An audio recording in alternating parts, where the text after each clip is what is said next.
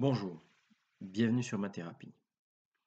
Dans le cadre du chapitre sur les limites, nous allons aborder maintenant un deuxième cas de calcul de limite lorsque la variable tend vers une valeur infinie.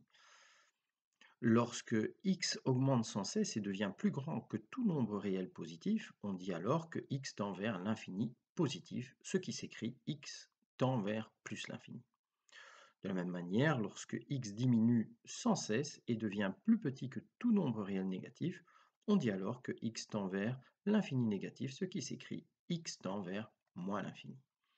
On peut comparer l'infini à l'horizon. Plus on croit que l'on se rapproche de l'infini, et plus celui-ci s'éloigne. De même, plus x augmente, plus l'infini s'éloigne. Je vous renvoie vers la vidéo d'introduction du chapitre des limites où on parlait justement de ces notions de frontières entre le réel et l'infini, frontières qui bien évidemment n'existent pas. Donc, je vous rappelle également que ces valeurs infiniment grandes, moins l'infini et plus l'infini, ne sont pas des nombres réels. Voilà pourquoi dans les domaines, on ouvre toujours les crochets pour les exclure. Alors, dans ce calcul de limite, lorsque x tend vers une valeur infinie, nous allons observer dans un premier temps ce qui se passe lorsque la fonction est un quotient de deux polynômes. Et donc, dans ce cas-là, j'aurai un calcul de limite où j'obtiendrai l'infini sur l'infini. C'est un nouveau cas d'indétermination. Alors, premier cas, le polynôme du numérateur et le polynôme du dénominateur ont même degré.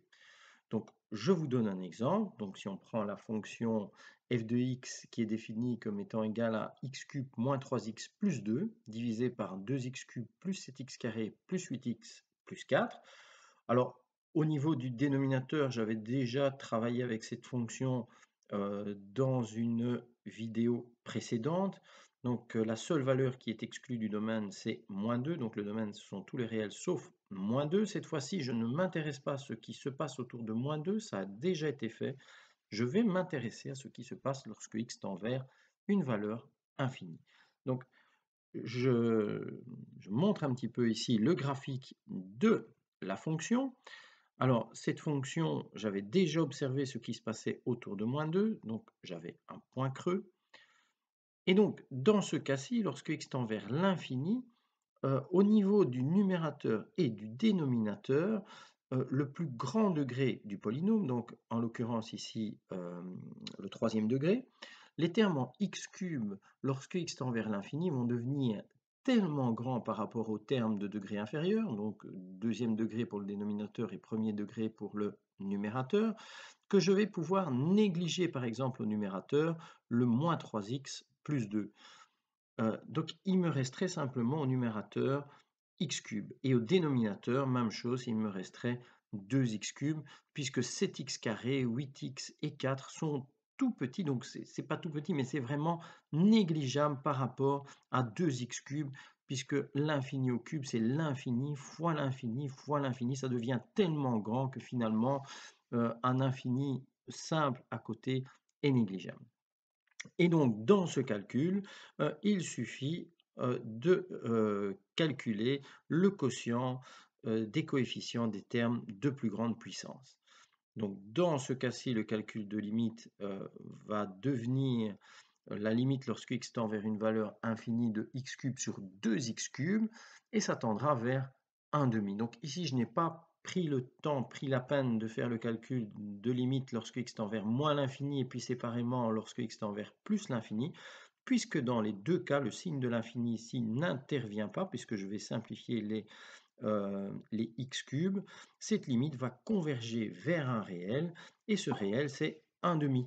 Et donc, dans ce cas-là, en termes d'asymptote, on ne parle plus maintenant ici d'asymptote verticale, ça c'est lorsque x tend vers une valeur réelle. Cette fois-ci, on va parler d'une asymptote horizontale, et cette asymptote horizontale aura pour équation y est égal à 1 demi, valeur vers laquelle la limite converge. Donc, la flèche bleue m'indique que lorsque x tend vers plus l'infini, eh bien le y va s'approcher de 1 demi, ici 1 demi par en dessous, c'est-à-dire 1 demi moins. Et lorsque x tendra vers moins l'infini, eh bien, le y tendra vers un demi plus. Et c'est ce comportement asymptotique que l'on pourra replacer sur le graphique au moment de l'étude de fonctions, quand on abordera le chapitre sur les dérivés. Il y a déjà, vous pouvez déjà vous référer à ce genre de vidéo, mais pour l'instant, on s'occupe simplement du comportement d'asymptote horizontale pour ce genre de fonction. Voilà. Je vous retrouve dans une prochaine vidéo où maintenant nous allons aborder les cas où les degrés de ces polynômes au numérateur ou au dénominateur ne sont plus égaux. Voilà, à très bientôt sur ma thérapie. Au revoir.